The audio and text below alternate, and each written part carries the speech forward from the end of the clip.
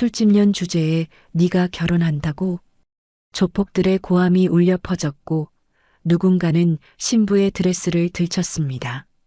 2년 하체 보니까 밤에 남자들이 얼마 못 버티겠는데?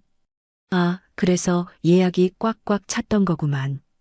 결혼식은 순식간에 조롱과 폭력의 현장으로 바뀌었습니다. 신랑은 멍하니 증거 사진을 들여다봤고 신부는 억울함에 소리쳤습니다. 저 아니라고요. 그날의 진실, 충격적인 반전이 기다리고 있습니다. 달빛 이야기 지금 시작합니다.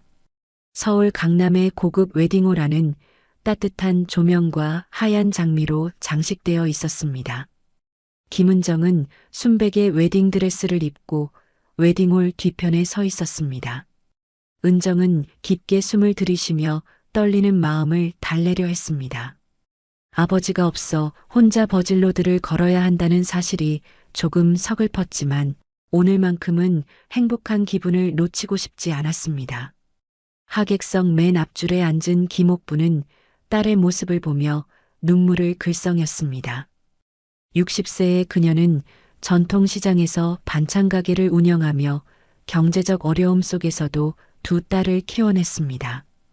옥분이 손수건으로 눈가를 살짝 닦으며 딸에게 고개를 끄덕여 보였습니다. 힘내, 우리 딸. 하객들이 일제히 일어나 박수를 치며 신부를 맞이했습니다. 은정은 하객들의 축하를 받으며 한 걸음씩 버질로드를 걸어 나갔습니다. 특전사 출신답게 꼿꼿한 자세로 걸어가는 그녀의 모습에서 당당함이 느껴졌습니다.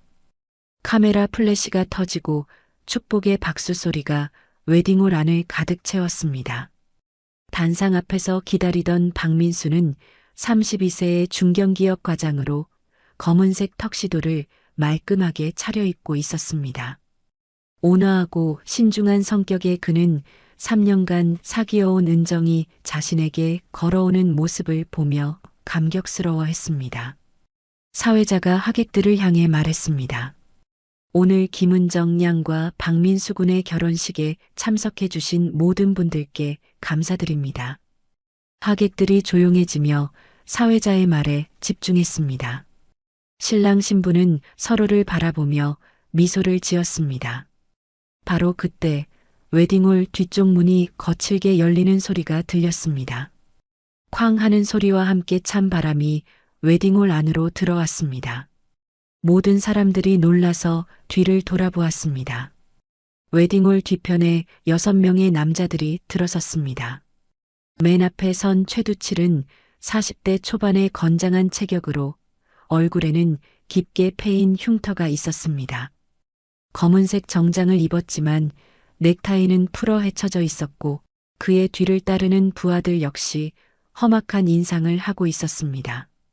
하객들이 일제히 뒤를 돌아보며 술렁이기 시작했습니다.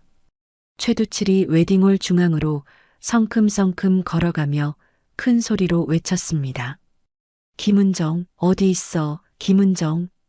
그의 목소리가 웨딩홀 전체를 울렸고 하객들이 웅성거리며 불안해했습니다. 은정이 당황한 표정으로 그들을 바라보았습니다. 최두칠의 부하 중 하나가 은정을 발견하고 손가락으로 가리켰습니다. 형님, 저기 있습니다. 최두칠이 은정을 향해 다가가며 비웃는 듯한 표정을 지었습니다. 부하들이 그를 따라 단상 쪽으로 몰려갔고 하객들은 자리에서 일어나 뒤로 물러섰습니다. 최두칠은 버질로드 한가운데에서 은정을 노려보며 하객들을 향해 일부러 큰 소리로 외쳤습니다. 야, 김은정. 술집년 주제에 신분 세탁 싹 하고 결혼하려고 하네. 은정이 얼굴을 붉히며 당황해했습니다. 지금 무슨 소리 하시는 거예요? 저는 그런 일 한 적 없어요. 남의 결혼식장에서 이게 뭐 하는 짓이에요? 최두칠이 코웃음을 치며 주머니에서 서류 뭉치를 꺼냈습니다. 뭔 개소리야. 너 김은정 맞잖아? 제가 김은정은 맞는데 저는 술집에서 일한 적 없다고요. 그 순간 부하 중 하나가 사진들을 흔들며 소리쳤습니다. 뻔뻔하게 어디서 발뺌하냐? 여기 증거도 있는데. 그들이 펼쳐 보인 사진에는 술집에서 일하는 자신의 모습이 찍혀 있었습니다. 뭔가 이상하다고 느낀 은정이 사진을 자세히 보려 했지만 최두칠이 재빨리 걷어들였습니다. 최두칠이 사채 계약서를 흔들며 말했습니다. 여기 내 이름으로 빌린 돈이 1억이야. 어디서 돈 안 갚고 튈라 그래. 하객들이 웅성거리며 충격받은 표정을 지었습니다. 민수가 은정을 바라보며 믿을 수 없다는 듯한 눈빛을 보냈습니다. 은정아, 대체 이게 다 무슨 소리야? 은정이 진짜 억울한 표정으로 민수에게 말했습니다. 오빠, 이거 나 아니야. 나도 진짜 어이가 없는데 진짜 나 아니라고.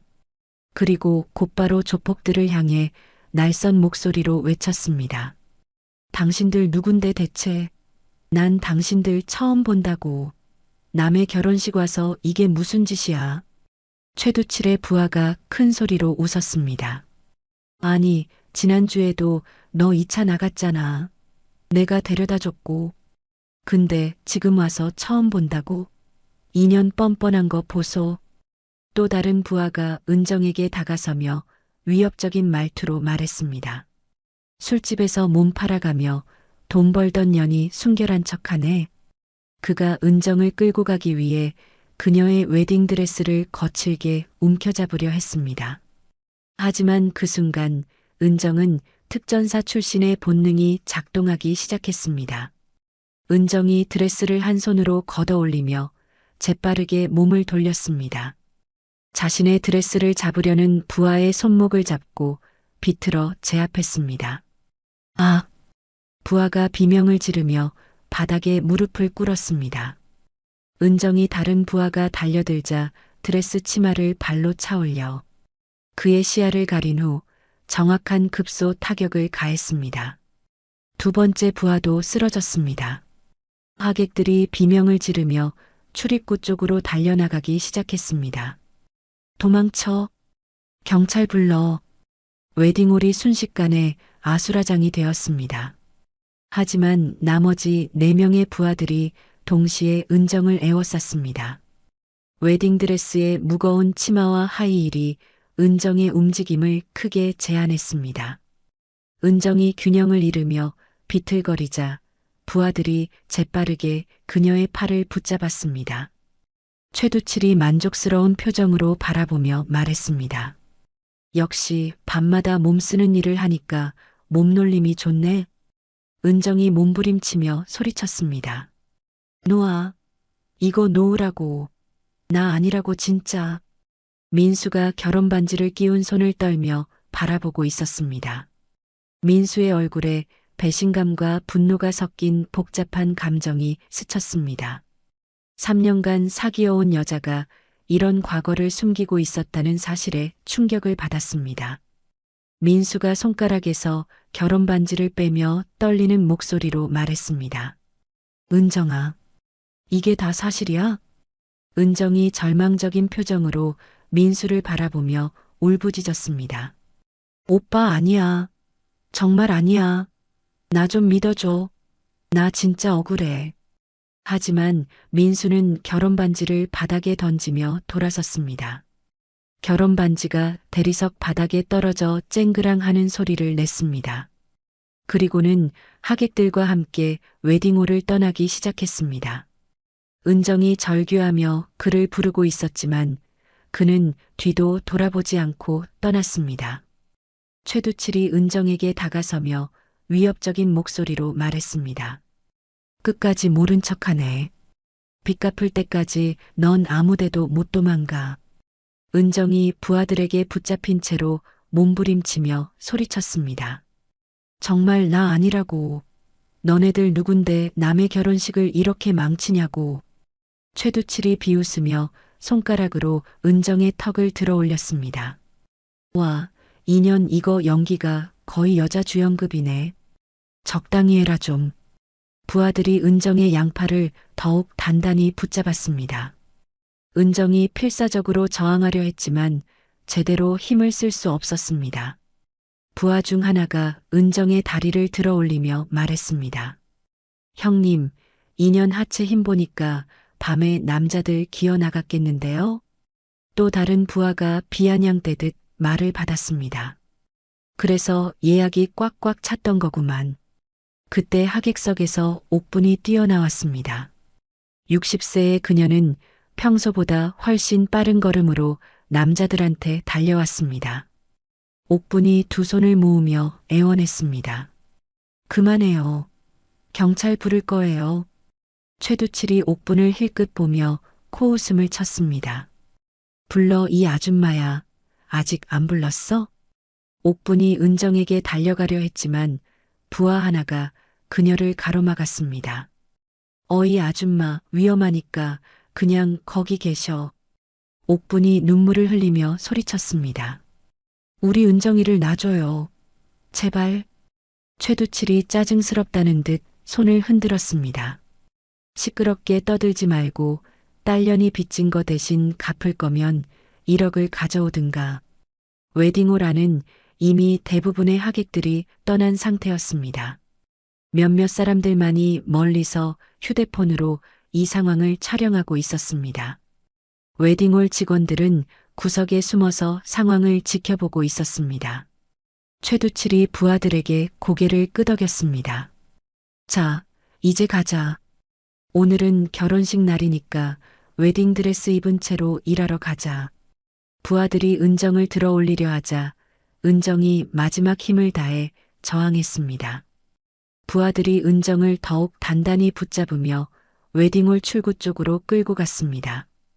옥분이 따라오려 했지만 부하 하나가 그녀를 밀쳐내며 말했습니다. 아줌마는 여기 있으라고. 따라오면 더 위험해져. 옥분이 바닥에 주저앉으며 오열했습니다. 최두칠 일당이 은정을 웨딩홀 밖으로 끌고 나갔습니다. 주차장에는 검은색 승합차가 대기하고 있었습니다. 부하들이 은정을 차 뒷자리에 밀어넣으며 최두칠이 마지막으로 웨딩홀을 돌아보며 비웃었습니다. 승합차 문이 쾅 하고 닫히며 은정의 절규 소리가 차 안에 갇혔습니다. 차량이 웨딩홀을 떠나며 검은 연기를 뿜어내고 사라졌습니다. 웨딩홀 앞에는 옥분이 혼자 남아 하늘을 보며 절망적으로 울고 있었습니다. 웨딩홀에 경찰차 사이렌 소리가 울려 퍼졌습니다. 2대의 순찰차가 급하게 주차장에 멈춰 섰고 4명의 경찰관이 뛰어내렸습니다. 이미 조폭들이 은정을 데리고 사라진 지 5분이 지난 후였습니다. 웨딩홀 안은 엉망진창이 되어 있었습니다. 김영사가 웨딩홀 안으로 들어서며 상황을 파악했습니다. 40대 중반의 그는 20년 경력의 베테랑 수사관이었습니다. 옥분이 구석에 앉아서 계속 흐느끼고 있었고 몇몇 웨딩홀 직원들이 떨고 있었습니다. 김영사가 옥분에게 다가가며 부드러운 목소리로 말했습니다. 어머님, 진정하시고 무슨 일이 있었는지 말씀해 주세요. 옥분이 눈물을 닦으며 떨리는 목소리로 대답했습니다. 우리 딸이, 우리 은정이가 그놈들한테 끌려갔어요. 김영사가 수첩을 꺼내며 상황을 기록하기 시작했습니다. 몇 명이었고 어떤 차를 타고 갔는지 기억나시나요? 옥분이 고개를 끄덕이며 말했습니다. 6명이었어요. 검은색 큰 차, 승합차 같았어요. 다른 경찰관이 웨딩홀 직원에게 CCTV 영상 확인을 요청했습니다. 웨딩홀 매니저가 떨리는 손으로 CCTV 모니터를 켰습니다. 화면에는 최두칠 일당이 들어오는 모습과 은정을 끌고 나가는 장면이 선명하게 기록되어 있었습니다. 김영사가 모니터를 자세히 보며 말했습니다. 차량 번호가 보이네요. 바로 추적 들어가겠습니다. 또 다른 경찰관이 무전기로 상황을 본청에 보고했습니다. 본청, 강남구 웨딩홀에서 신부 납치 사건 발생. 용의자 차량 번호 확인됨. 무전기에서 알겠습니다. 즉시 전 경찰서에 수배령 내리겠습니다라는 답변이 들려왔습니다. 김영사가 옥분을 부축하며 말했습니다.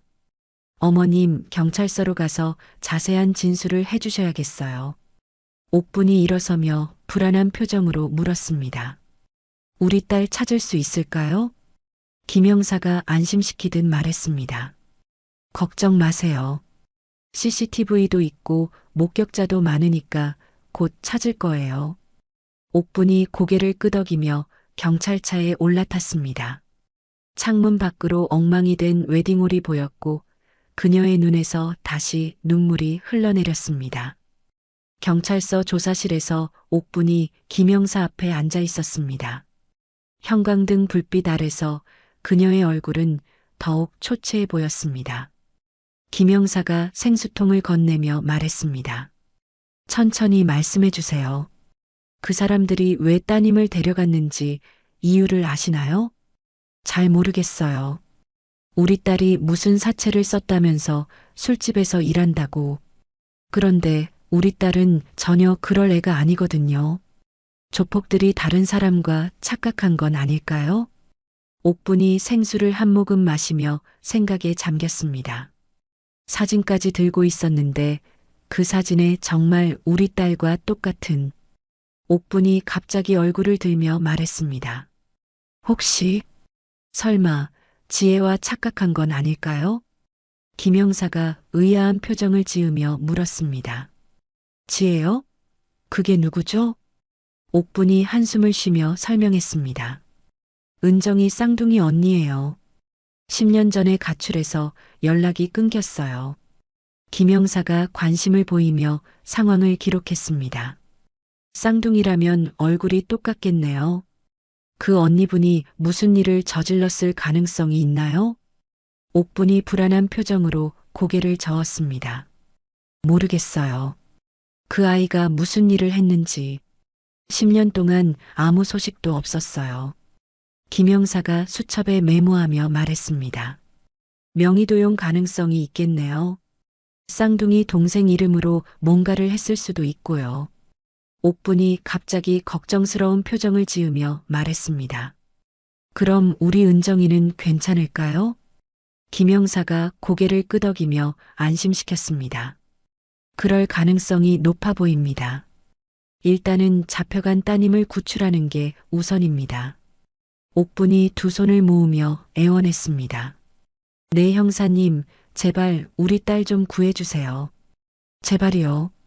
한편 달빛상가 지하에 위치한 조폭 아지트는 음침하고 습한 냄새가 진동했습니다. 형광등이 깜빡거리며 불안정한 빛을 내뿜고 있었고 벽에는 곰팡이 자국이 여기저기 보였습니다. 은정이 의자에 묶인 채로 앉아 있었습니다. 웨딩드레스는 이미 곳곳이 찢어져 있었고 그녀의 팔은 단단히 묶여 있었습니다. 최두칠이 담배를 피우며 은정 앞에 섰습니다.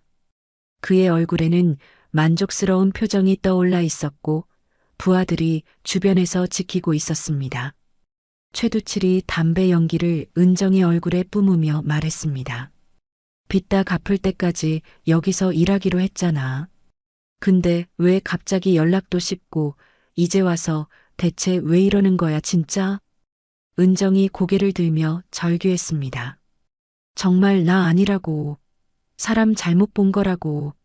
부하 중 하나가 큰 소리로 웃으며 말했습니다. 무슨 기억상실이라도 생겼냐? 아님 너 요즘 연기 배우냐? 배우 준비해? 다른 부하가 주머니에서 사진들을 꺼내며 은정에게 보여줬습니다. 이래도 모르겠어? 내가 술집에서 일할 때 찍은 사진들이잖아. 은정이 사진을 자세히 보니 자신과 똑같이 생긴 얼굴이었지만 분명히 본인이 아니었습니다.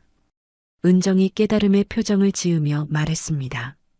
이건 내가 아니라 쌍둥이 언니 같은데? 최두칠이 코웃음을 치며 담배를 바닥에 던졌습니다. 이건 또 무슨 개소리야. 쌍둥이? 그런 변명은 처음 들어본다. 은정이 필사적으로 설명했습니다. 정말이라고. 나한테 쌍둥이 언니가 있다고. 부하가 은정의 뺨을 때리며 소리쳤습니다. 닥쳐. 끝까지 발뺌할 거야? 은정의 뺨이 빨갛게 부어올랐고 입가에서 피가 흘러내렸습니다. 은정이 눈물을 흘리며 계속 말했습니다. 아니, 나 진짜 아니라고 이 새끼들아. 최두칠이 짜증스럽다는 듯 손을 흔들었습니다. 또 다른 부하가 술병을 들고 와서 은정 앞에 놓았습니다. 형님, 인연이 계속 다채롭게 거짓말하는데 어떻게 할까요? 최두칠이 은정의 턱을 거칠게 잡으며 말했습니다. 좋아, 기억이 안 난다면 다시 떠올려줘야지. 그가 부하들에게 고개를 끄덕이자 그들이 은정 주변으로 몰려들었습니다.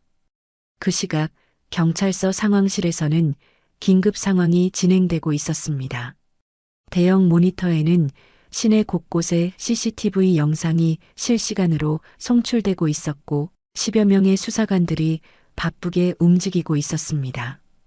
김 형사가 무전기를 들고 급박한 목소리로 지시했습니다. 차량 번호 12조 3456 달빛상가 지하로 들어가는 게 발견됐습니다. 관제 요원이 키보드를 빠르게 두드리며 대답했습니다. 위치 확인됐습니다. 특공대 즉시 출동하겠습니다. 검은색 경찰 특공대 차량 세대가 사이렌을 울리며 달빛상가로 향했습니다.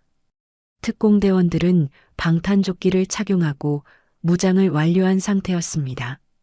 특공대장 박준호가 무전기로 상황을 확인했습니다. 목표 지점 500m 전방. 모든 팀 준비 완료. 무전기에서 김 형사의 목소리가 들려왔습니다. 피해자의 안전이 최우선입니다. 조심해서 접근하세요. 특공대 차량들이 상가 앞에 조용히 정차했습니다. 특공대원들이 차에서 내려 건물을 포위하기 시작했습니다. 박준호가 수신호로 팀원들에게 지시하며 모든 출입구를 차단했습니다. 한 특공대원이 지하로 내려가는 계단을 발견하고 손짓으로 알렸습니다. 박준호가 고글을 착용하고 계단 입구에서 내부 상황을 살폈습니다. 지하 아지트에서는 조폭들이 술을 마시며 놀고 있었습니다. 최두칠이 소주잔을 기울이며 부하들과 이야기하고 있었고 은정은 여전히 구석에 묶여 있었습니다. 부하 중 하나가 창문 쪽을 보며 말했습니다. 형님, 밖이 좀 어수선한 것 같은데요? 최두칠이 술에 취한 목소리로 대답했습니다. 뭔 소리야, 원래 이 시간엔 여기가 다 시끌벅적하지. 바로 그때 지하 출입문이 쾅 하고 박살나며 특공대원들이 우르르 들어왔습니다. 경찰이다. 모두 엎드려. 최두칠이 깜짝 놀라 소주병을 떨어뜨렸고 부하들이 당황해서 이리저리 뛰어다녔습니다. 박준호가 확성기를 들고 소리쳤습니다. 무기를 버리고 손을 머리 위로 올려. 부하들 중 몇 명이 저항하려 했지만 특공대원들의 빠른 제압에 금세 쓰러졌습니다. 최두칠이 테이블 아래로 숨으려 했지만 특공대원 2명이 재빠르게 그를 붙잡았습니다. 우리가 뭘 잘못했다고 이래. 박준호가 최두칠의 팔을 비틀며 수갑을 채웠습니다. 납치 및 감금 혐의로 체포한다. 은정이 의자에 묶인 채로 혼란을 지켜보다가 기회를 놓치지 않았습니다. 팔이 묶여 있었지만 특전사 훈련으로 단련된 그녀는 몸을 비틀며 일어났습니다. 가장 가까이 있던 부하가 도망치려다가 은정과 마주쳤습니다. 은정이 팔이 묶인 채로도 발로 그의 배를 차서 넘어뜨렸습니다. 다른 부하가 은정에게 달려들었지만 은정이 발차기로 그의 무릎을 정확히 가격했습니다. 아! 부하가 바닥에 쓰러지며 무릎을 움켜잡았습니다. 박준호가 은정에게 다가가 밧줄을 풀어주며 말했습니다. 괜찮으세요? 다친 곳은 없나요? 은정이 손목을 비비며 안도의 한숨을 쉬었습니다. 네, 괜찮아요. 정말 고맙습니다. 특공대원들이 조폭들에게 모두 수갑을 채워 연행 준비를 했습니다. 최두칠이 끌려가면서도 은정을 노려보며 소리쳤습니다. 2년 기억해둬. 우리가 쉽게 포기할 줄 알아? 은정이 당당하게 그를 바라보며 대답했습니다. 내가 나 아니라고 했지. 콩밥이나 처먹어라. 지하 아지트 밖으로 나오자 옥분이 경찰차에서 내려 은정에게 달려왔습니다. 은정아, 우리 딸, 괜찮아? 다친 데는 없어? 옥분이 은정을 끌어안으며 울음을 터뜨렸습니다. 은정도 어머니의 품에 안기며 그동안 참았던 눈물을 흘렸습니다. 엄마, 저 괜찮아요. 정말 괜찮아요. 김영사가 다가와서 은정에게 말했습니다. 수고 많으셨습니다. 이제 진술만 받으면 모든 게 끝날 거예요. 은정이 고개를 끄덕이며 물었습니다. 아무래도 언니가 사채를 빌린 것 같아요. 네, 안 그래도 어머님 진술을 통해 김지혜 씨의 명예 도용 사건 쪽으로 가닥을 잡았습니다. 언니는 찾았나요? 김영사가 아직 찾지 못했다는 표정으로 고개를 저었습니다. 아직이지만 곧 찾을 거예요. 걱정 마세요. 서울 외곽의 다세대 주택, 거실에서 은정이 소파에 앉아 있었습니다. 찢어진 웨딩드레스는 벗고 평상복으로 갈아입었지만 얼굴에는 아직 충격의 흔적이 남아 있었습니다. 옥분이 따뜻한 꿀차를 끓여와 은정 앞에 놓았습니다. 은정아, 이거 마셔. 몸이 놀랐을 텐데. 은정이 차를 한 모금 마시며 한숨을 쉬었습니다. 거실 TV에서는 뉴스가 나오고 있었습니다. 오늘 오후 강남의 한 웨딩홀에서 결혼식 중이던 신부가 조폭들에게 납치되는 사건이 발생했습니다. 화면에는 웨딩홀 앞에 혼란스러운 모습과 경찰차들이 보였습니다. 은정이 리모컨으로 TV를 끄며 말했습니다. 하루 종일 이것만 나오네. 옥분이 은정 옆에 앉으며 걱정스러운 표정을 지었습니다. 민수 씨한테 연락해봤어? 오해 풀어야지. 은정이 고개를 저으며 쓸쓸하게 말했습니다. 아직 뭐라고 말해야 할지 모르겠어요. 그래도 전화를 하긴 해야 하는데. 그때 집 밖에서 누군가의 발걸음 소리가 들려왔습니다. 천천히 조심스럽게 계단을 올라오는 소리였습니다. 옥분이 귀를 기울이며 말했습니다. 누가 오나? 은정도 소파에서 일어나 현관 쪽을 바라봤습니다. 현관 앞에서 초인종이 울리는 대신 작은 목소리가 들려왔습니다. 은정아.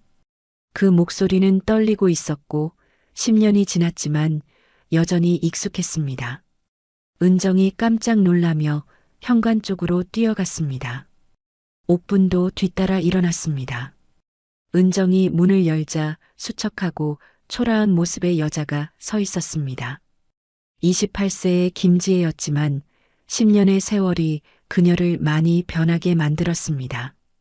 얼굴은 은정과 똑같았지만 눈가에는 깊은 피로가 서려 있었고 옷차림도 남루했습니다. 지혜가 고개를 들며 떨리는 목소리로 말했습니다. 은정아, 나야. 은정이 입을 벌린 채 말없이 언니를 바라봤습니다. 10년 동안 그리워했던 쌍둥이 언니가 눈앞에 나타났지만 예상했던 것과는 너무 다른 모습이었습니다. 옥분이 뒤에서 지혜를 보더니 눈물을 터뜨리며 소리쳤습니다. 지혜야, 이 나쁜 계집애. 옥분이 지혜에게 달려가 그녀를 끌어안으며 울었습니다. 어디서 뭐라고 살았어? 10년 동안 소식도 없이. 지혜가 어머니의 품에 안기며 눈물을 흘렸습니다. 엄마, 미안해요. 정말 미안해요. 옥분이 지혜의 등을 두드리며 화를 내면서도 그리움을 표현했습니다.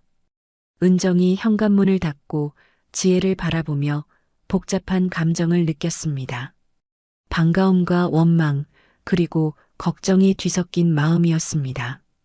지혜가 은정을 보며 고개를 숙였습니다. 은정아, 나 때문에 이런 일이 생겼어. 미안해. 옥분이 지혜를 놓으며 따져 물었습니다. 도대체 무슨 일이야? 지혜가 바닥을 보며 참회하는 목소리로 말했습니다. 내가 은정이 명의로 돈을 빌렸어요. 옥분이 믿을 수 없다는 표정으로 물었습니다. 왜 그런 짓을 했어? 지혜가 무릎을 꿇으며 눈물을 흘렸습니다. 미안해. 정말 미안해. 다른 방법이 없었어. 은정이 언니 앞에 앉으며 손을 잡았습니다. 언니, 일단 들어와. 차근차근 얘기해봐. 지혜가 고개를 들며 은정을 바라봤습니다. 너, 나를 용서할 수 있어? 은정이 복잡한 표정을 지으며 말했습니다. 일단 무슨 일이 있었는지 들어볼게.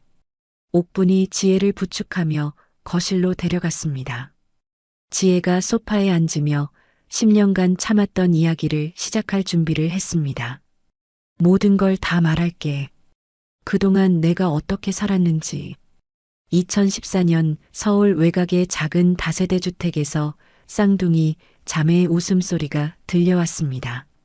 당시 18세였던 은정과 지혜는 고등학교 2학년이었지만 여전히 서로를 아끼는 자매였습니다.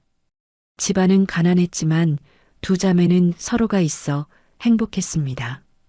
부모님은 생계비 문제로 자주 다퉜지만 자매들은 서로를 의지하며 어려움을 견뎌내고 있었습니다.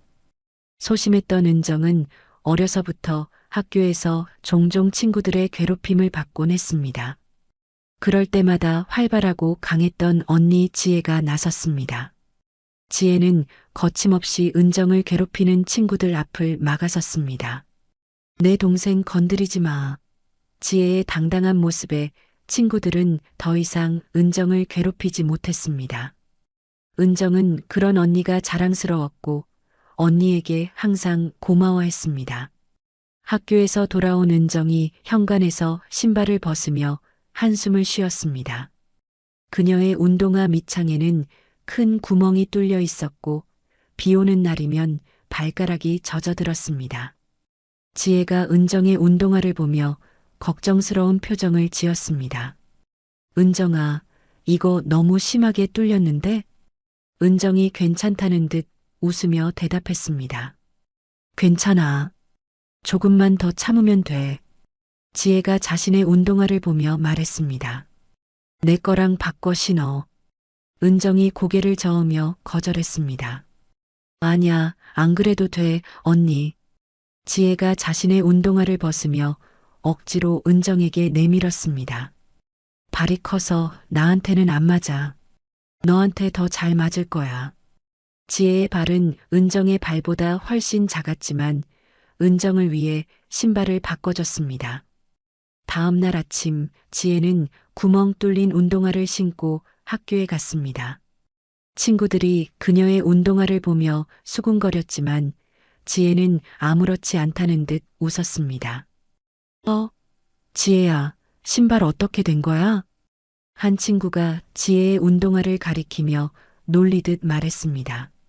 지혜가 밝게 웃으며 대답했습니다. 통풍 잘 되잖아. 여름에 좋아.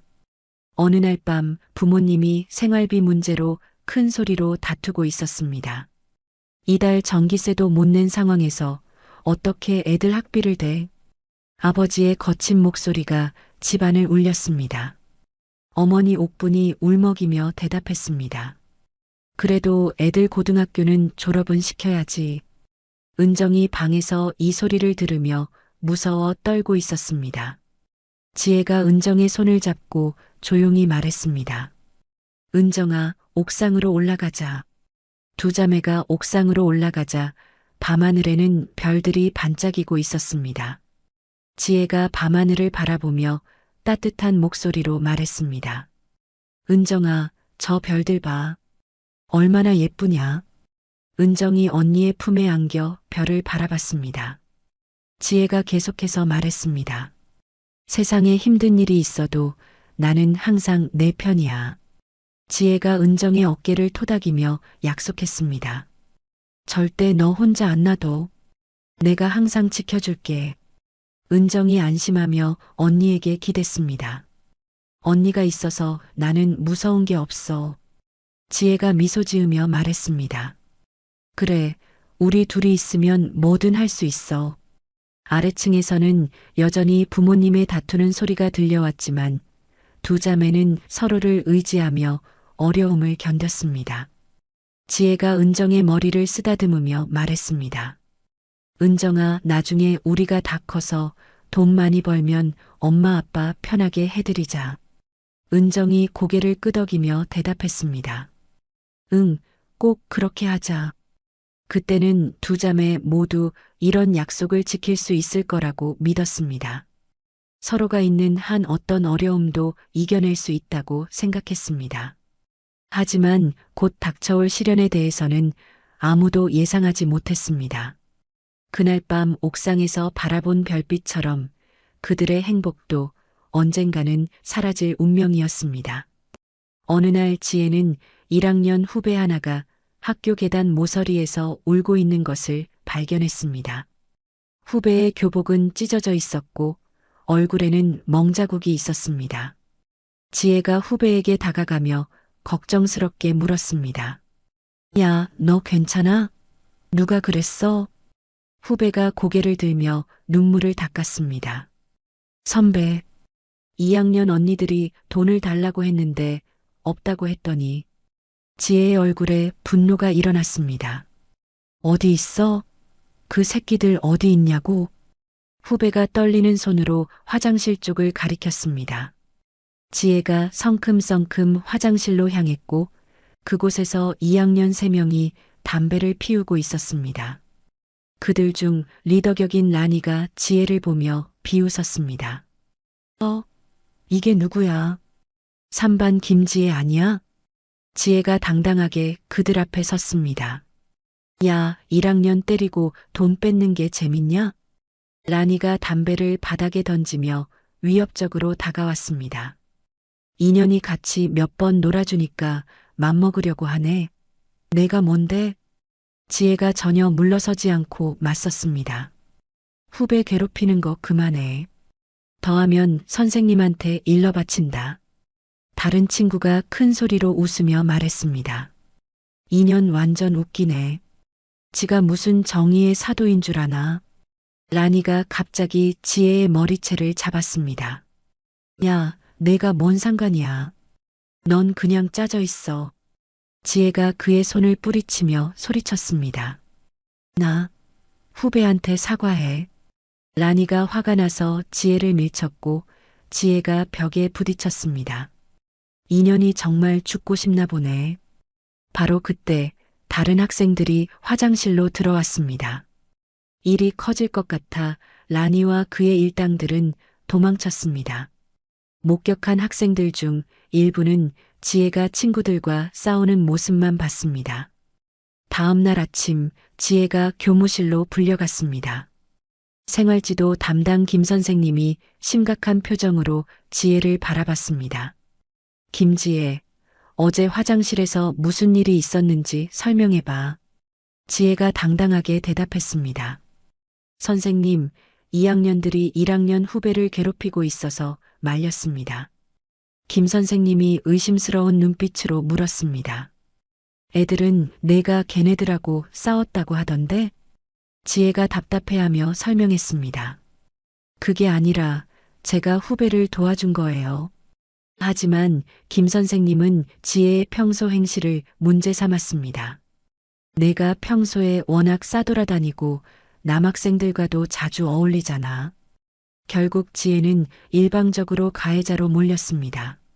학교 측은 지혜의 해명을 제대로 들으려 하지 않았습니다. 오히려 문제 학생이라는 낙인을 찍었습니다. 지혜가 아무리 억울하다고 말해도 아무도 믿어주지 않았습니다. 그날 저녁 지혜가 집에 돌아오자 부모님이 기다리고 있었습니다. 학교에서 연락이 온 상태였습니다. 아버지가 화가 나서 소리쳤습니다. 내가 학교에서 싸웠다며? 내가 무슨 싸움닭이야? 지혜가 억울해하며 해명했습니다. 아빠, 그게 아니에요. 제가 후배를 도와준 거라고요. 하지만 부모님도 학교 말만 믿었습니다. 옥분이 실망한 표정으로 말했습니다. 지혜야, 엄마가 너를 어떻게 키웠는데 이런 일을. 지혜가 절망적인 표정으로 외쳤습니다. 엄마까지 나를 안 믿어요? 아버지가 더욱 화를 내며 말했습니다. 너 때문에 우리 가족이 동네에서 손가락질 받겠다. 은정이 방에서 이 모든 것을 듣고 있었습니다. 그녀는 지혜가 그런 사람이 아니라는 걸 알고 있었습니다. 하지만 소심한 성격 때문에 그리고 괜히 나서서 가해자들에게 찍히지는 않을까 무서워서 지혜를 옹호하지 못했습니다. 지혜가 혼자 모든 비난을 감당하는 모습을 보며 죄책감을 느꼈지만 용기를 내지 못했습니다. 늦은 밤 지혜는 자신의 방에서 작은 가방에 옷가지를 넣고 있었습니다. 형광등 불빛 아래서 그녀의 얼굴은 창백했고 눈가는 울어서 빨갛게 부어 있었습니다. 가족마저 자신을 믿어주지 않는다는 사실에 깊은 절망감을 느꼈습니다.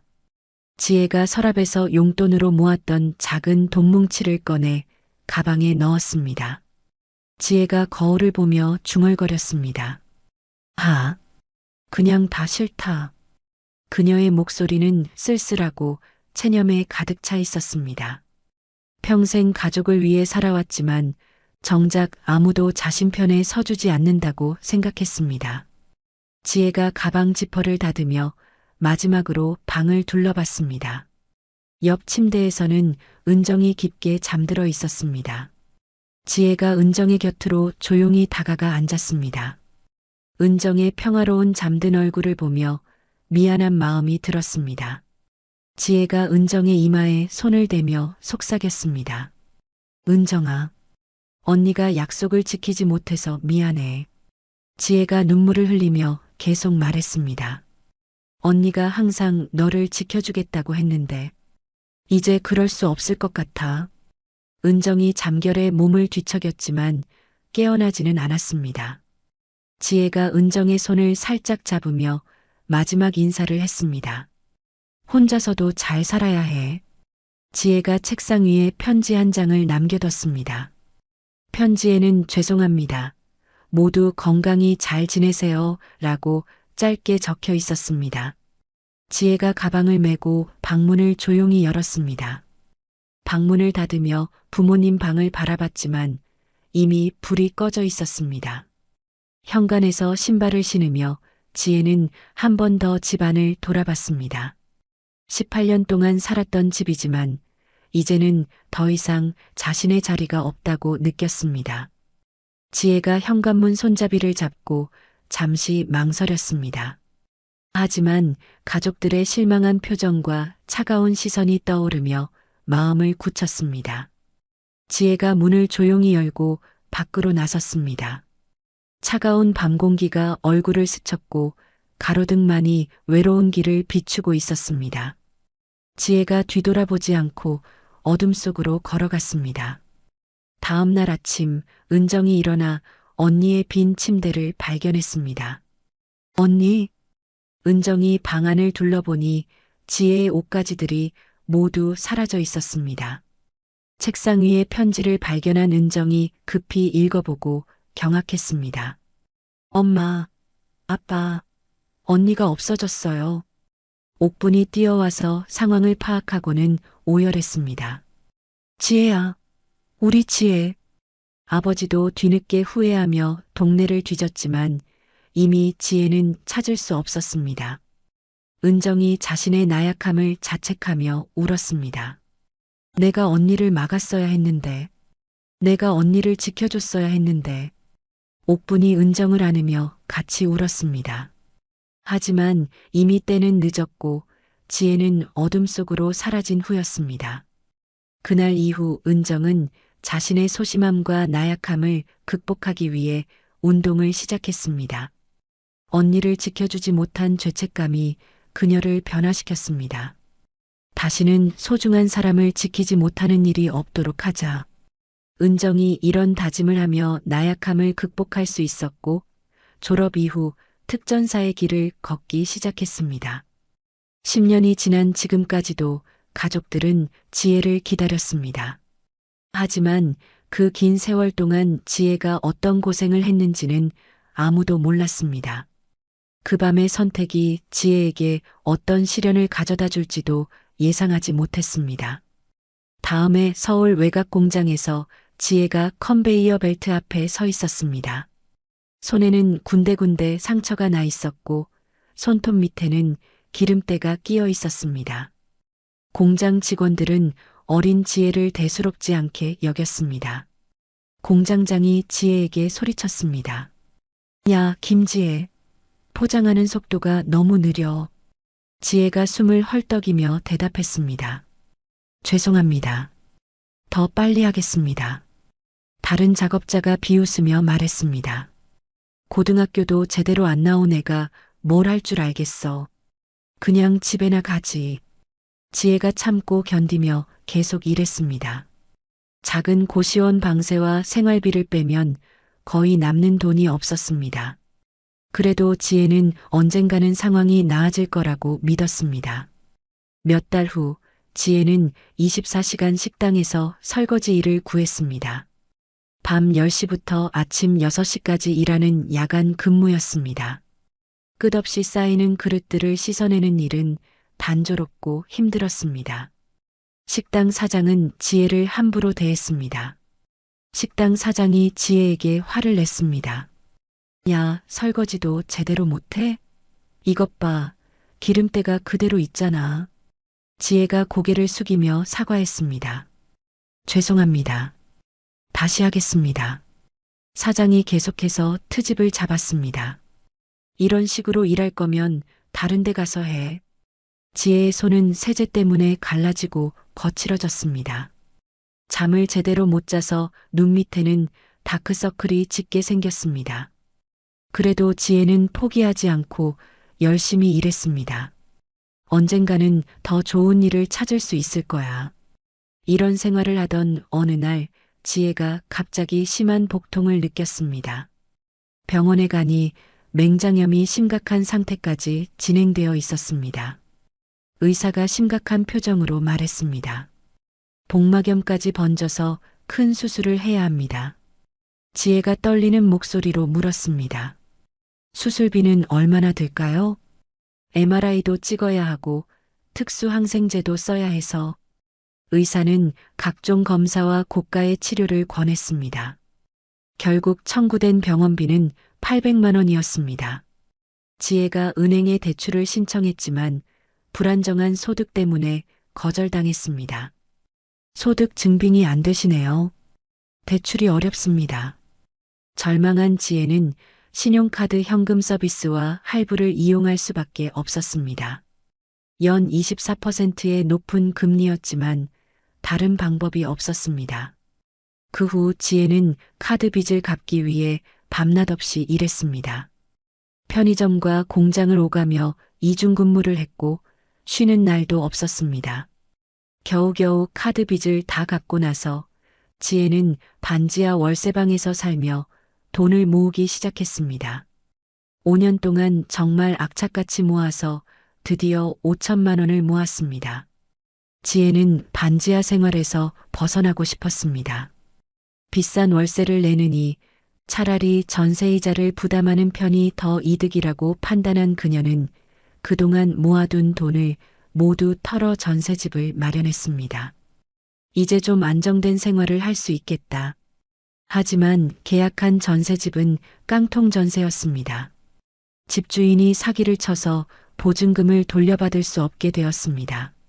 지혜는 하루아침에 무일푼이 되었고 전세자금 대출 3천만 원만 남았습니다.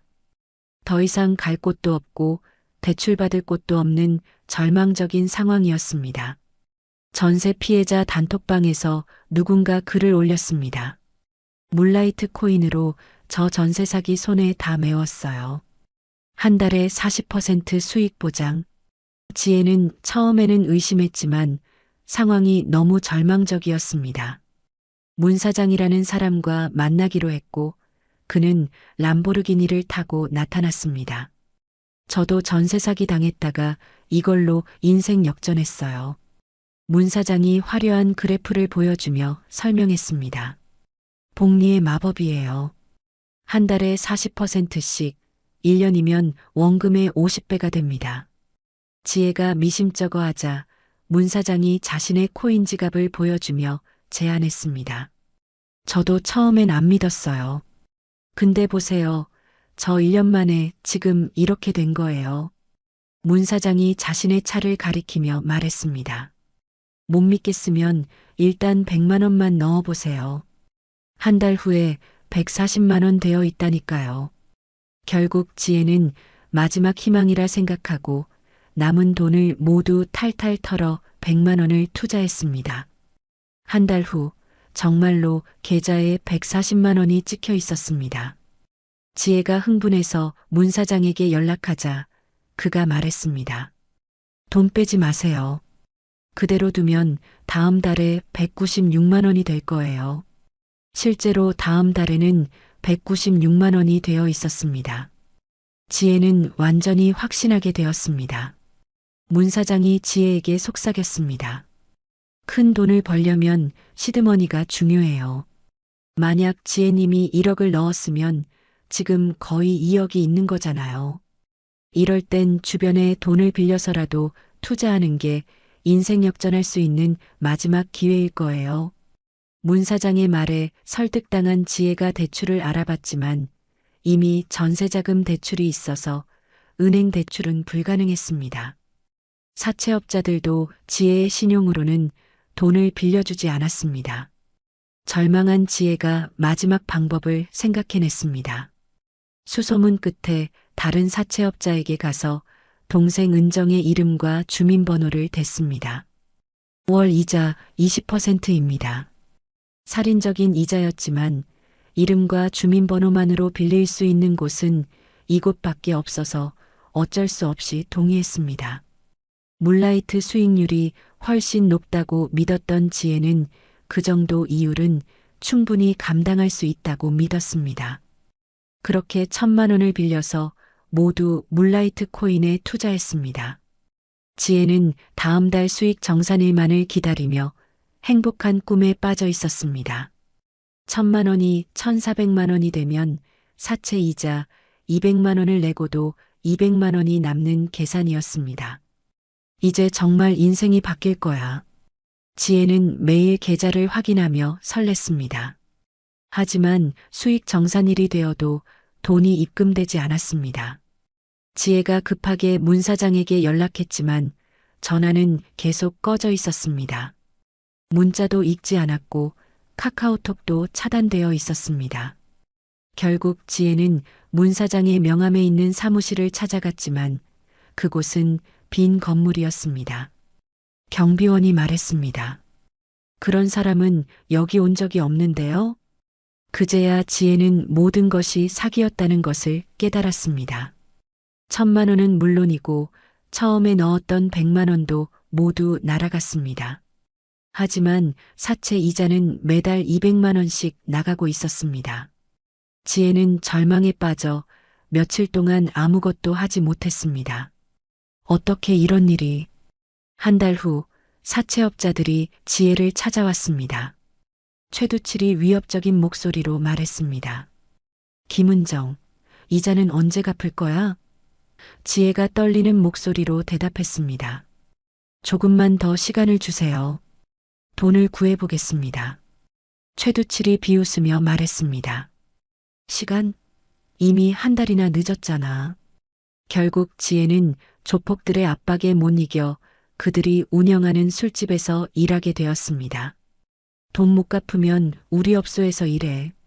지혜는 매일 밤 술집에서 손님들을 상대하며 술을 따라야 했습니다. 손님들이 추궁거려도 참아야 했고 모욕적인 말을 들어도 웃어야 했습니다. 하루 종일 일해도 받는 돈은 얼마 되지 않았습니다. 몇 개월이 지난 후 지혜가 최두칠에게 물었습니다. 제가 갚을 돈이 얼마나 남았나요? 최두칠이 장부를 보며 비웃었습니다. 줄기는커녕 더 늘어났어 지혜가 믿을 수 없다는 표정으로 물었습니다. 어떻게 그럴 수가 있어요? 최두칠이 담배를 피우며 설명했습니다. 이자가 불어나는 속도가 내가 일해서 갚는 속도보다 빠르거든. 부하들이 큰 소리로 웃으며 말했습니다. 이자에 네 숙식비에 우리도 남는 게 거의 없어. 지혜가 절망적인 표정으로 최두칠을 쳐다봤습니다. 최두칠이 음흉하게 웃으며 말했습니다. 이 속도로는 평생 갚을 수 없어. 다른 방법을 써야지. 부하가 지혜에게 다가서며 말했습니다. 몸을 팔아서라도 갚아야 할 것 같은데? 지혜가 화를 내며 소리쳤습니다. 그런 건 절대 할 수 없어요. 최두칠이 위협적으로 말했습니다. 그럼 평생 우리 밑에서 일해야지. 다른 방법이 없잖아. 지혜는 그날 밤 술집에서 나와 골목길을 걸으며 생각했습니다. 이대로는 정말 평생 벗어날 수 없겠다. 그녀는 조폭들로부터 도망치기로 결심했습니다. 차라리 도망쳐서 새로 시작하자. 2024년 10월, 지혜는 마침내 술집에서 도망쳤습니다. 일주일 동안 찜질방과 고시원을 전전하며 숨어 지냈습니다. 그러던 중 뉴스에서 동생의 납치 소식을 보게 됐습니다.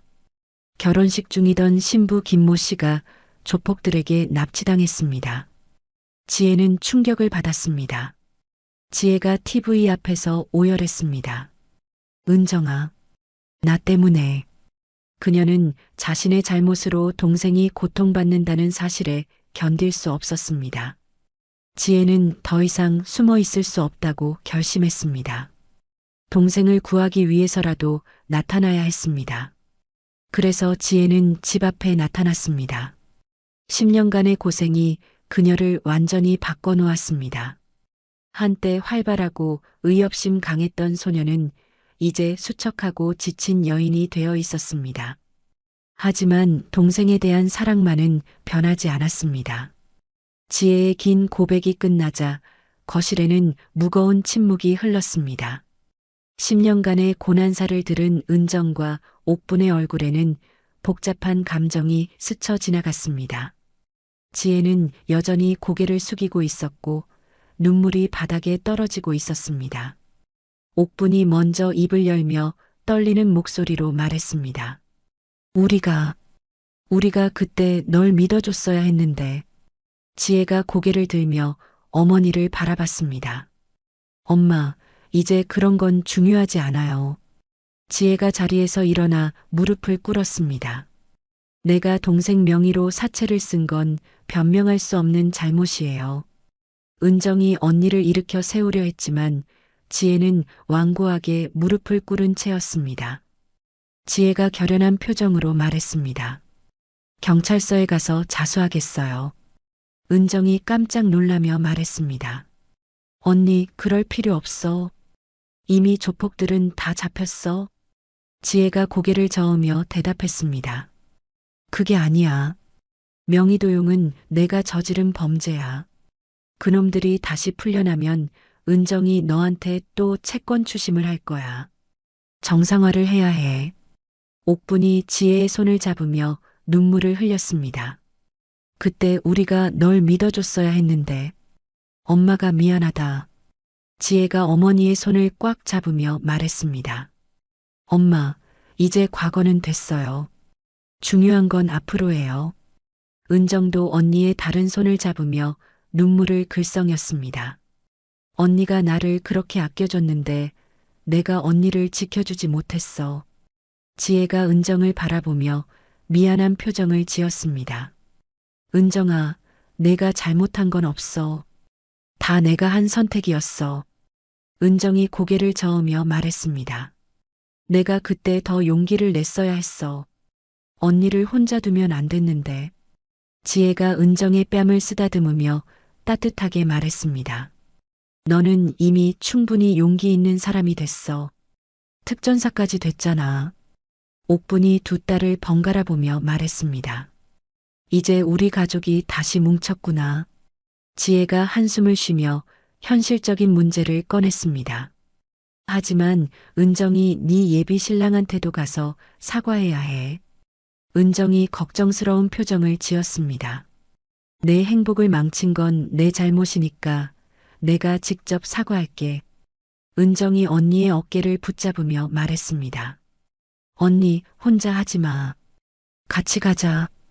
지혜가 고개를 끄덕이며 동의했습니다. 그래, 진실을 다 말해야지. 옥분이 걱정스럽게 물었습니다. 민수 씨가 이해해 줄까? 은정이 불안해하며 대답했습니다. 모르겠어요.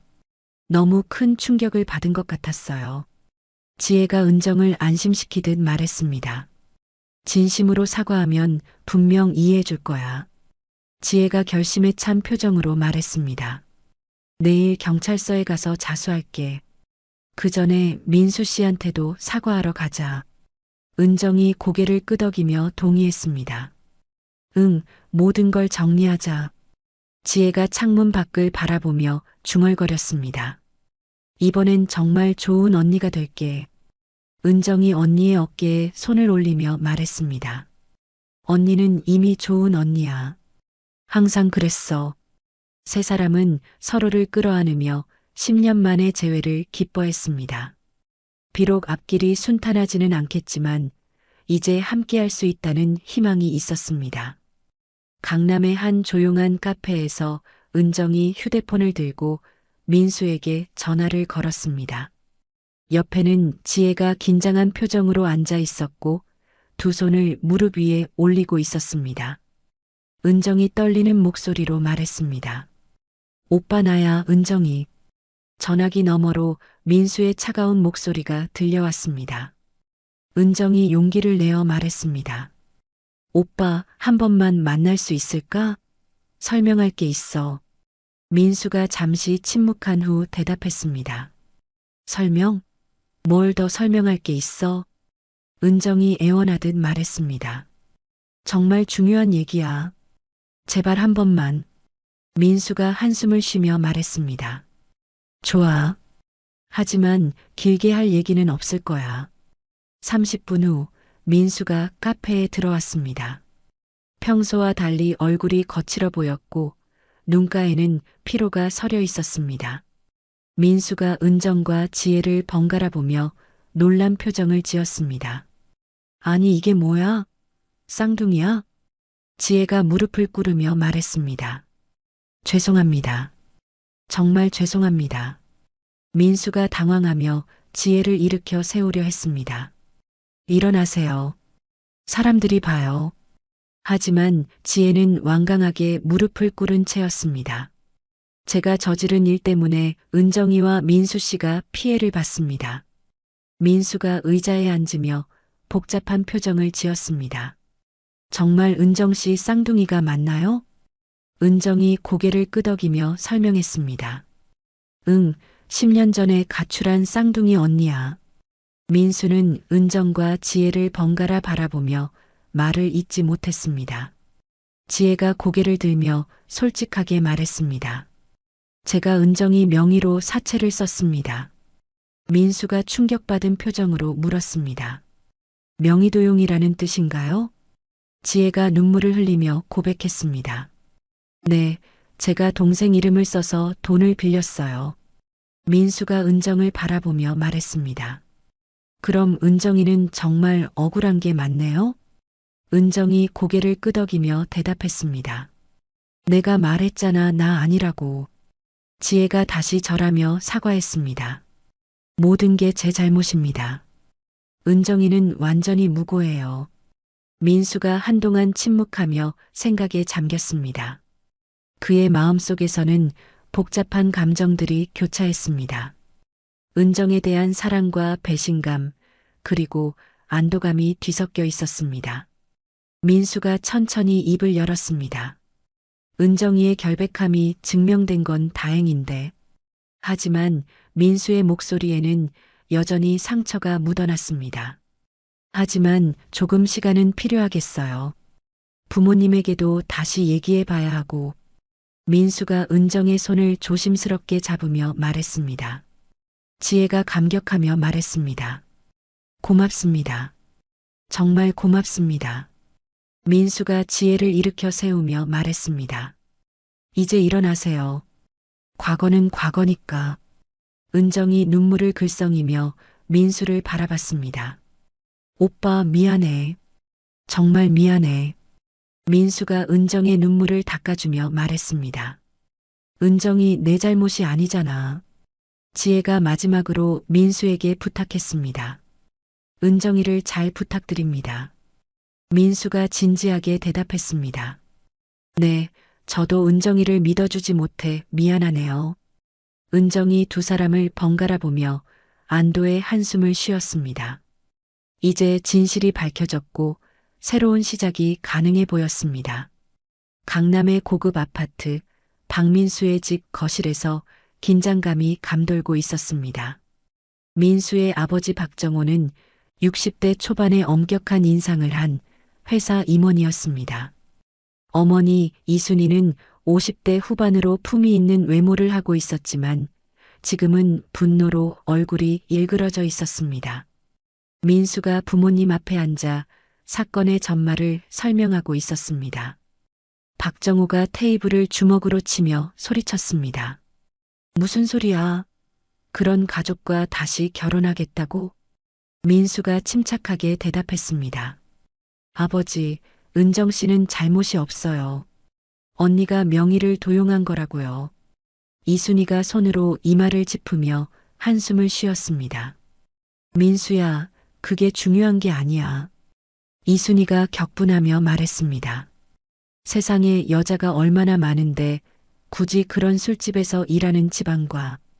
민수가 어머니의 말을 끊으며 설명했습니다. 어머니, 그건 은정 씨가 아니라 언니예요. 박정우가 화를 내며 소리쳤습니다. 언니든 동생이든 상관없어. 그런 가족과 연결되면 우리 가문에 먹칠한다.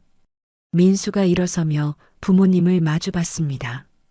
가문이 그렇게 중요해요?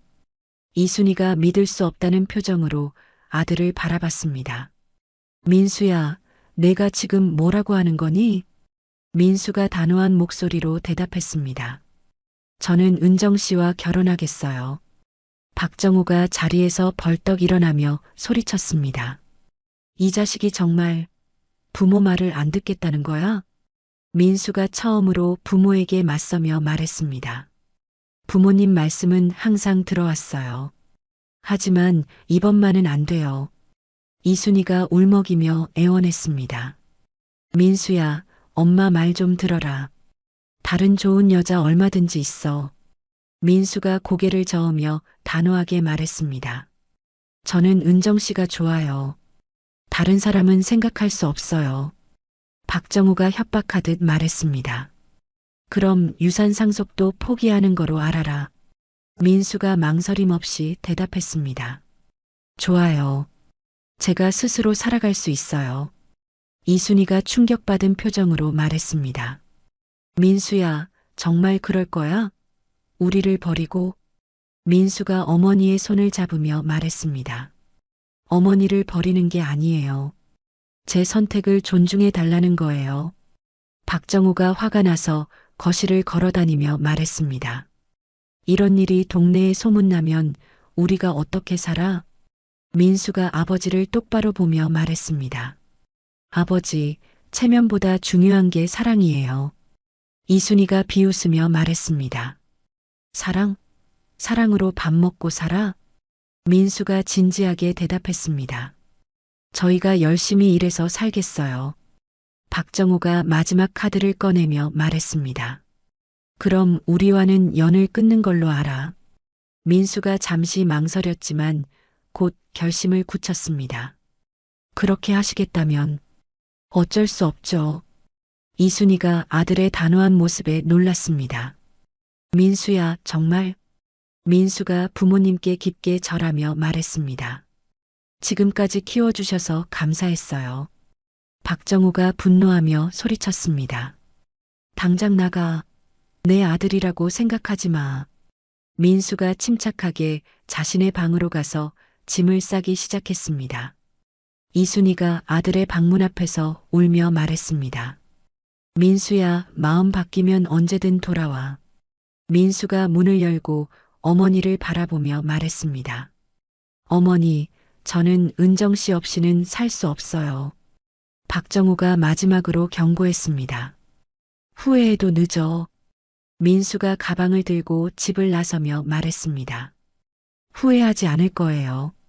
부모님은 아들이 나가는 모습을 지켜보며 복잡한 심정이었습니다. 민수는 돌아보지 않고 집을 떠났습니다. 그의 마음속에는 은정에 대한 사랑만이 가득했습니다. 서울지방경찰청 앞에서 지혜가 은정과 옥분과 함께 걸어가고 있었습니다.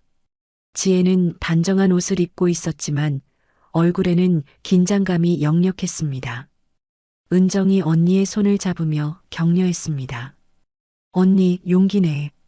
우리가 함께 있잖아. 옥분도 딸의 어깨를 토닥이며 말했습니다. 지혜야, 이제 정말 새로 시작하는 거야. 경찰서 민원실에서 지혜가 접수 담당자에게 말했습니다. 자수하러 왔습니다. 담당자가 놀란 표정으로 물었습니다. 자수요? 어떤 사건 때문에? 지혜가 차분하게 대답했습니다.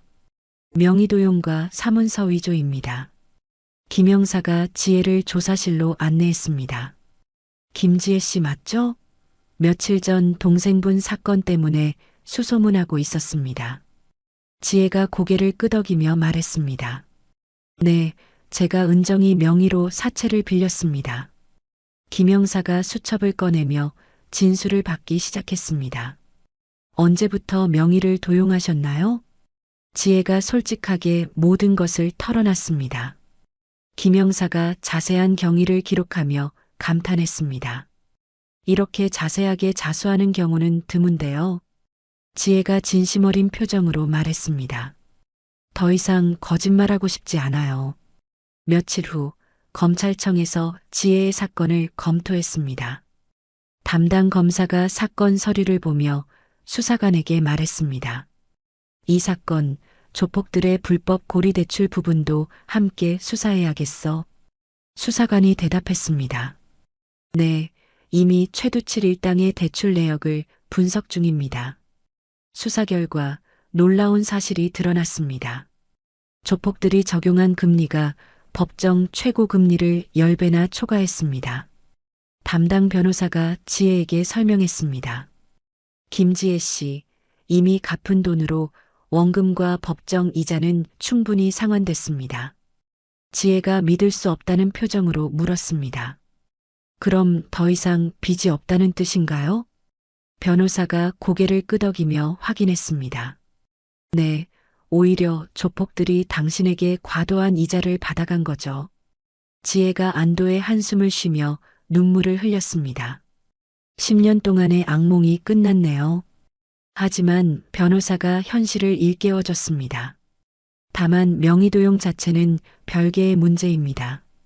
법원에서 지혜의 첫 공판이 열렸습니다. 판사가 지혜에게 물었습니다.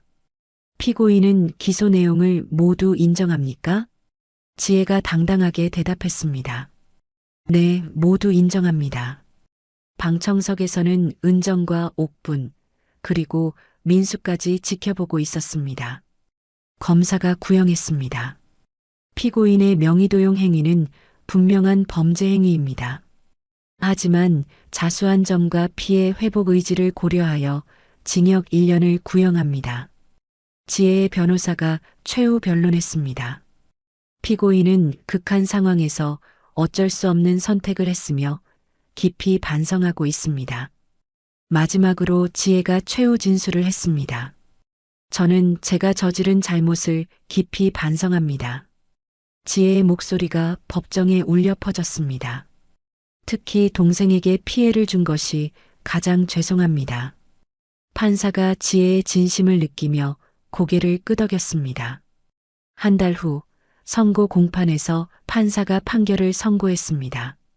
피고인을 징역 1년에 집행유예 2년을 선고한다. 지혜가 담담하게 판결을 받아들였습니다. 판사가 덧붙여 말했습니다.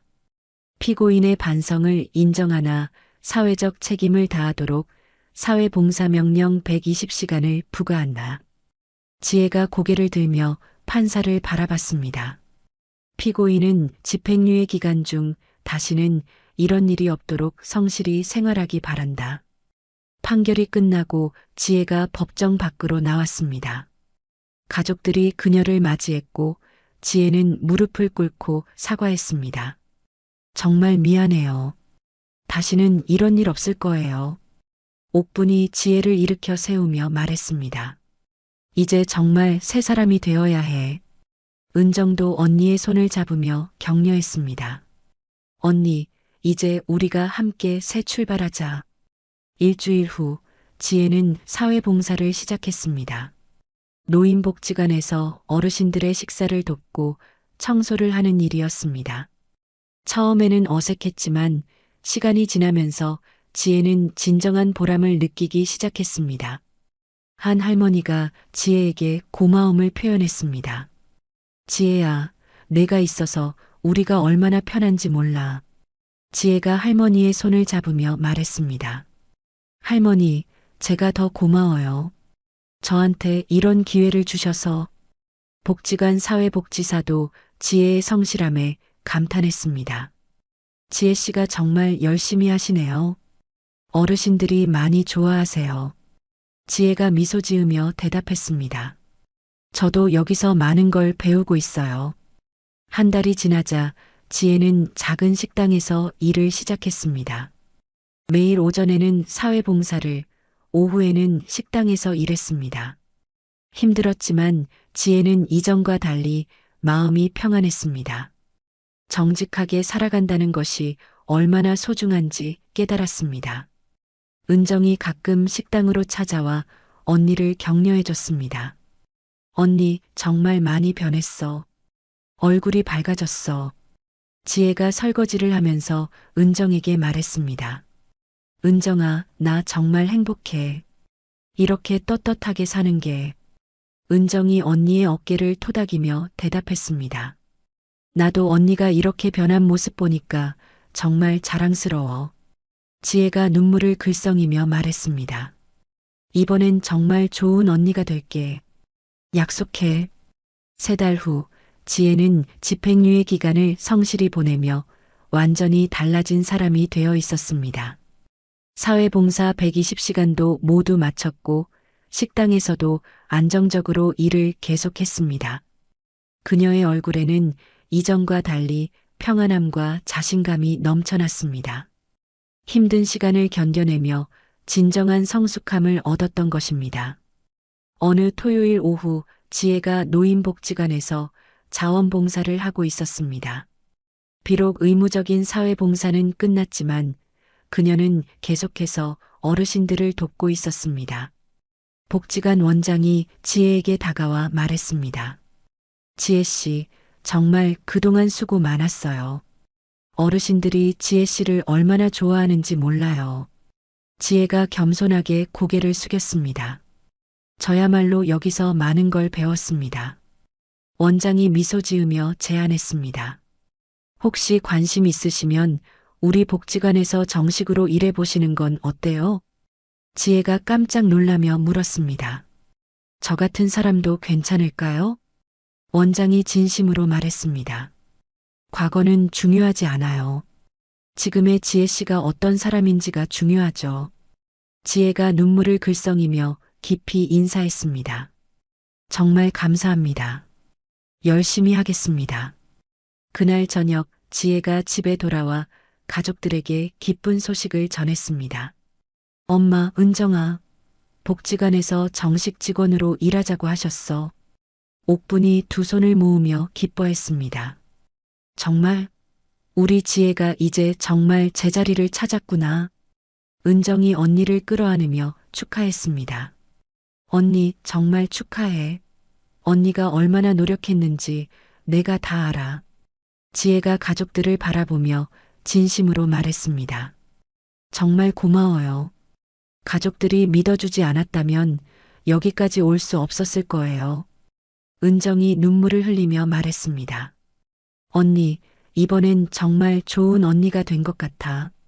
저녁 시간 거실에서는 은정이 웨딩 카탈로그를 보며 결혼 준비를 하고 있었습니다.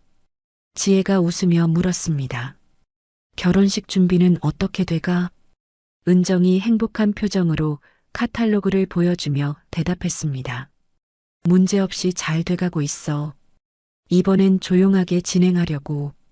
지혜가 의자에 앉으며 걱정스럽게 물었습니다. 시부모님 쪽은 괜찮대? 은정이 안도하는 표정으로 말했습니다. 시부모님 반대가 심했는데 민수 오빠가 초강수를 둬서 결국 잘 설득했대. 지혜가 다행스럽다는 표정으로 말했습니다. 다행이다. 이번에는 정말 다를 거야. 우리 가족 모두 행복하게 살자. 은정이 언니의 손을 잡으며 말했습니다.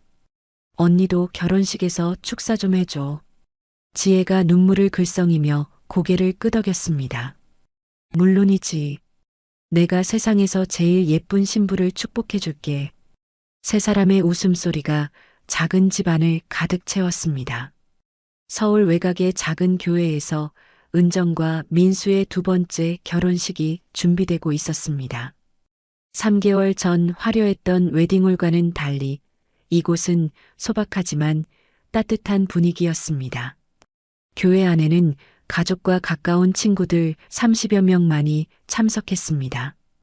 은정이 간소한 웨딩드레스를 입고 교회 뒤편에서 준비하고 있었습니다. 지혜가 언니로서 은정의 면사포를 정리해주며 말했습니다. 은정아, 정말 예뻐. 은정이 거울을 보며 미소 지었습니다. 언니가 옆에 있으니까 마음이 든든해. 옥분이 두 딸을 바라보며 감격했습니다. 이렇게 다시 결혼식을 할 수 있을 줄 누가 알았겠어. 지혜가 어머니의 손을 잡으며 말했습니다.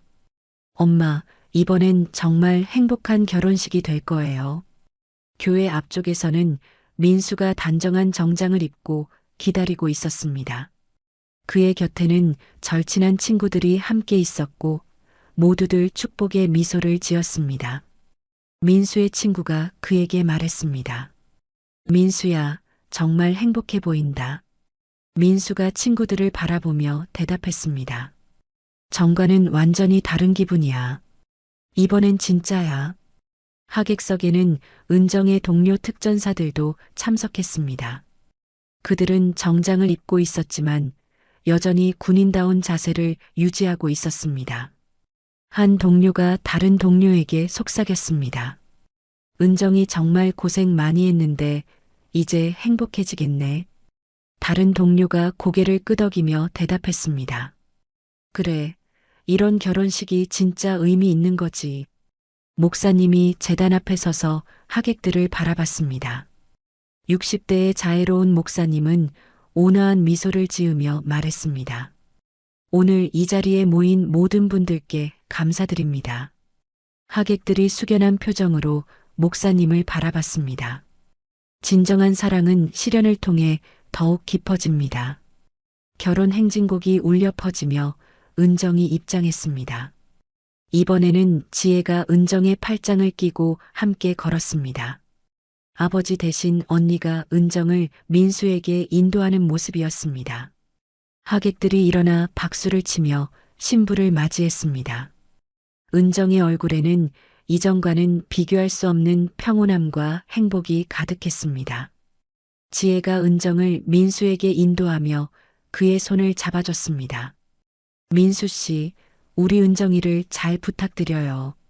민수가 진심으로 고개를 끄덕이며 대답했습니다. 제가 평생 행복하게 하겠습니다. 지혜가 은정에게 속삭였습니다. 행복해야 해. 언니는 항상 내 편이야. 목사님이 두 사람을 바라보며 설교를 시작했습니다. 사랑은 때로 시련을 통해 시험받지만 진정한 사랑은 모든 것을 이겨냅니다. 은정과 민수가 서로를 바라보며 손을 꽉 잡았습니다.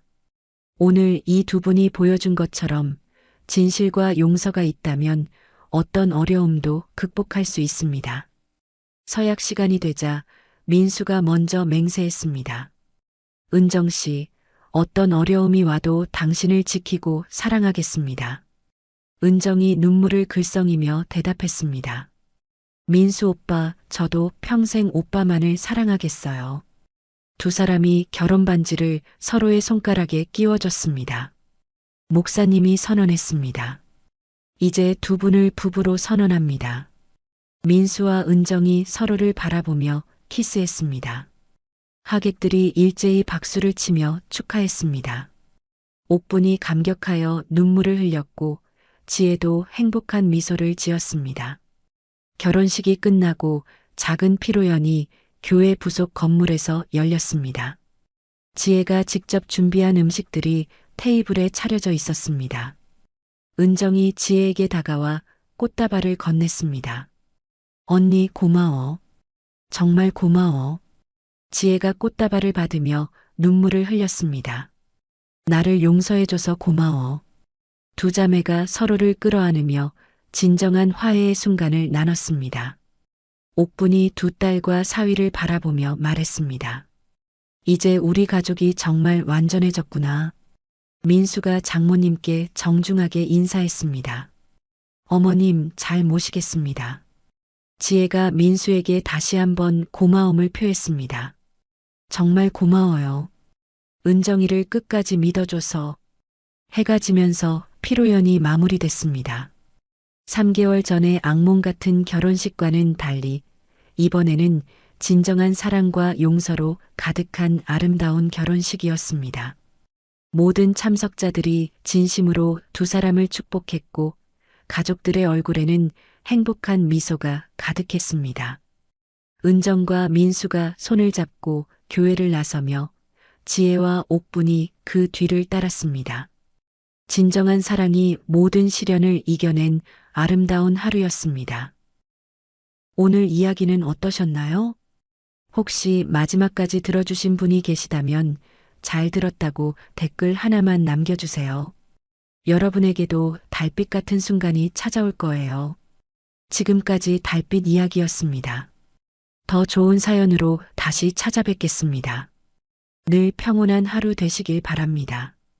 감사합니다.